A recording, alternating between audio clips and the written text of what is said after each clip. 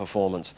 Now, before we leave boxing, the fight of the year in Britain looks certain to be that heavyweight showdown between Gary Mason and Lennox Lewis, set for Wembley on March the 6th. Mason's career very definitely hangs on the result. He's training in America, so last week Harry took the opportunity to check on his progress. Mason's fight is a certain seller. British champion versus European. Exotic training sites like New York's Central Park are the reward for 35 successful fights, including some spectacular KOs, like this 1986 win over American Lorenzo Boyd.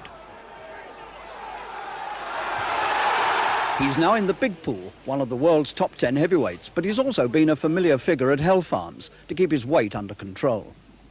The crowds love it when he hammers someone like Tyrell Biggs, a famous American. But one or two fights have been ponderously boring, and then he gets hammered. Last year, his career was in jeopardy when he needed an eye operation. But he was cleared to box again, and at the same time, he changed managers from Terry Lawless to Mickey Duff, who set him up in a training camp in Florida at Safety Harbor. He's thrived on it, and the man who couldn't beat 17 stone at last conquered the problem. You can all have a look.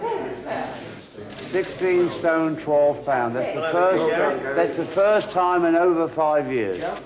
In December, he returned to the ring and looked sharply destructive against American James Pritchard.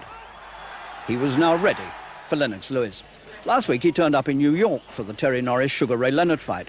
He was far from overawed by the elegant Trump Plaza Hotel.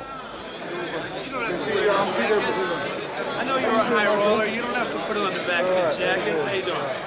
While Leonard and Norris weighed in, Gary was putting himself around. At one point, he tried to talk promoter Mark Mascarenhas into getting him some work. Are you going to fight George Foreman? Mark, you're the man over here that can do these things for people. I'd love the opportunity to fight him. Really? Yes, that's finally comes through. I know you've got the connections with his people. I'd just love it if you could ring me up one day after Foreman's had the fight. If he's won and said to me, Gary, do I want him? I'd love that.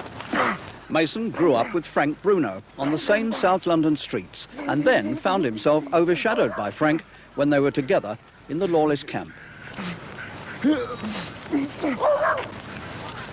But Gary's had a long professional apprenticeship, over 6 years, whereas Lennox Lewis's fame is built almost entirely around his amateur career. If you speak to my manager, Mickey Duff, he would most probably say that Lennox Lewis is a mug because he learned how to fight by not getting paid. I learned how to fight while getting paid. No, in all seriousness. Yeah, Lennox Lewis, he won the Olympic gold medal, and I failed to win the Southwest Divisions. So that's a complete comparison, but I only had 10 amateur fights spanning a period of 2 years. But obviously I've had more than double the amount of professional fights. I've had, I think I'm in a way a seasoned pro.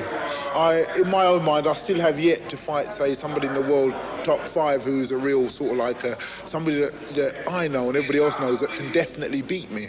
So far I haven't fought anybody that I'm sure of, or anybody else who's sure that can definitely beat me, but I've fought opponents that would season me in the right way. For example, Tyrell Biggs and Mark Wills. They were both very hard fights where I had to dig really deep for those fights. And Lennox Lewis hasn't had a fight like that. And as my conditioning goes, I've been 10 rounds or been the distance on more than one occasion. And regardless of how I've done it, I did actually do it. And my mental attitude during that time stayed intact while I was doing it. So my mental attitude won't be a problem in going the distance. And a hard fight won't be a problem for me. You never know who you're going to meet in a New York gym, but Mason loves the vibrant American boxing scene. 30 seconds.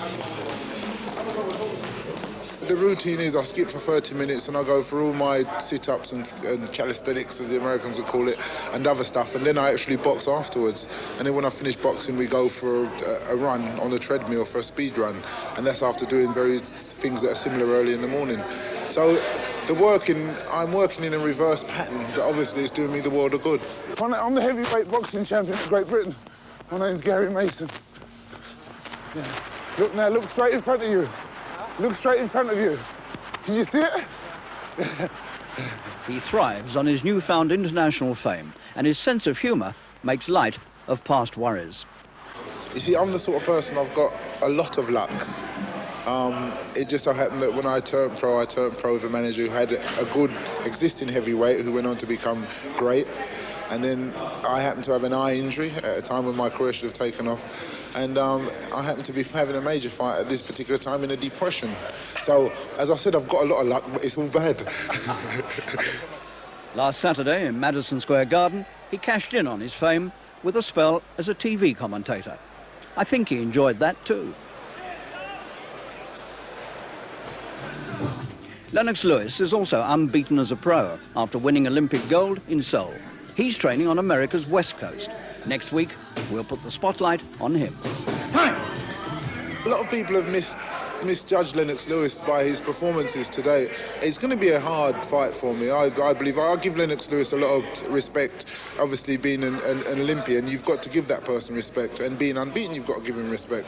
So I consider the fight a fairly hard fight. I don't think it'll be the hardest fight I've had by any means, but it will be a hard fight. And my intention is to make Lennox Lewis pay for a lot of the things that he's been saying about me while I was inactive. Because while I was inactive, Lennox Lewis, every time he was on the television, jumping up, oh, I want Gary Mason, he's got something I want. Well, Lennox, let me tell you something, I've got something I want to give.